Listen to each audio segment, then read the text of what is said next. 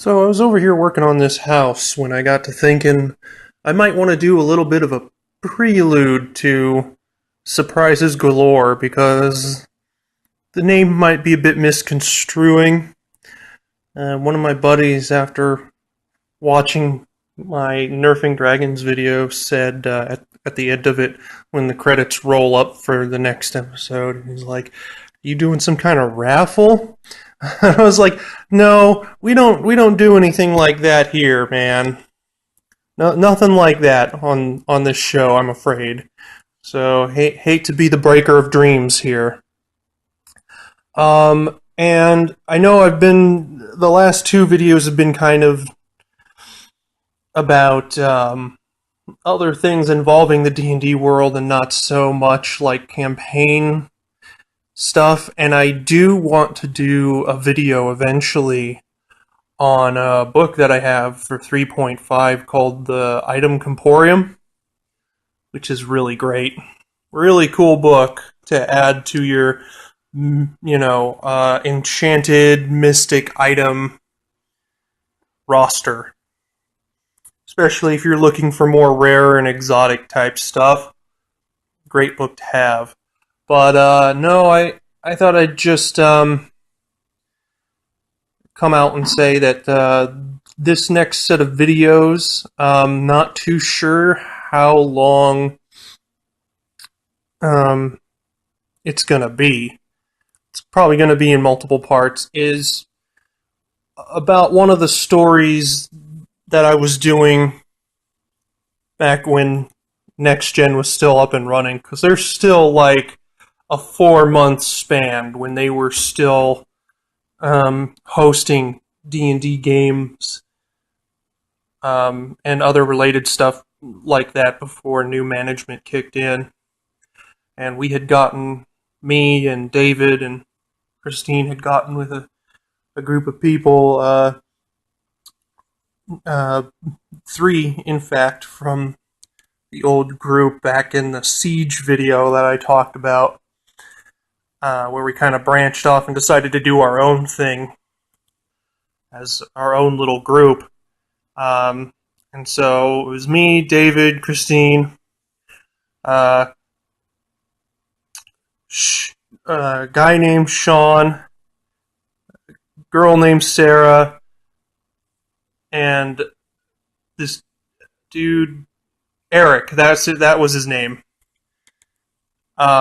They were all playing different characters. I guess I'll just go over their little roster now, because you already pretty much know the roster in which, we were working with, and I think I talked about David's character. He was playing a dwarven ranger,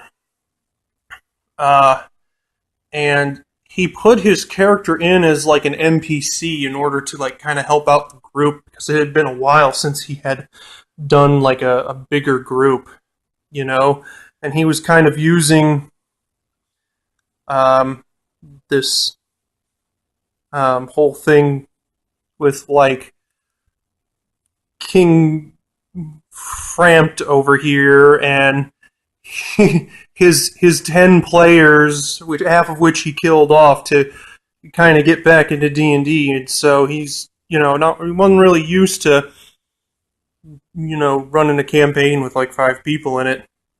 So he decided to put his character in as an NPC because he had already put work into it and everything.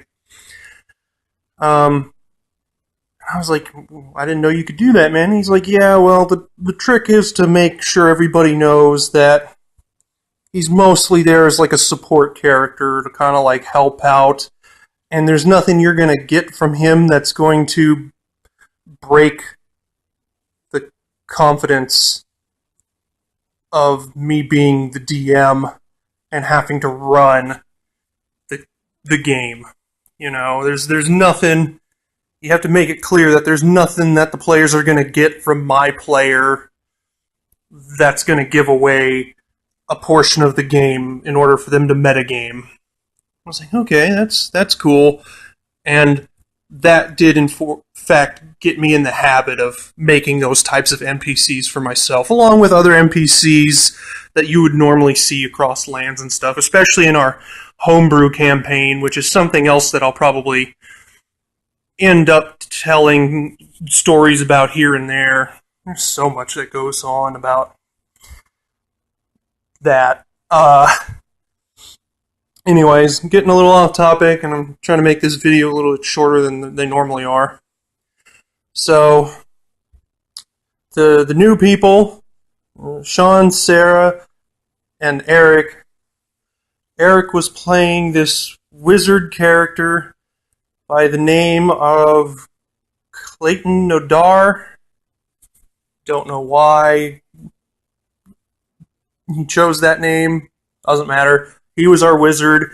We had another sorcerer character. I think she was a sorcerer. Sarah was playing a sorceress tiefling. Name of, I think she called her Azadel. I don't know. I have like a quick sheet of all the characters from back then, because I like little quick sheets to make up every now and then. So I'll see if I can't find it, but I'm pretty sure her tiefling's name was Azadel. And then we had Sean, who was playing this bard character, a human bard, just really outlandish character by the name of Edwin Dandy Day. And he had an animal companion with him who was a donkey, in which he had NPC statted as well. I guess David, let him do that for his animal companion. And it was a donkey that, I shit you not, was the smartest member of the entire party. And so this is kind of a story about, like, our first main game together. And the surprises that followed, basically.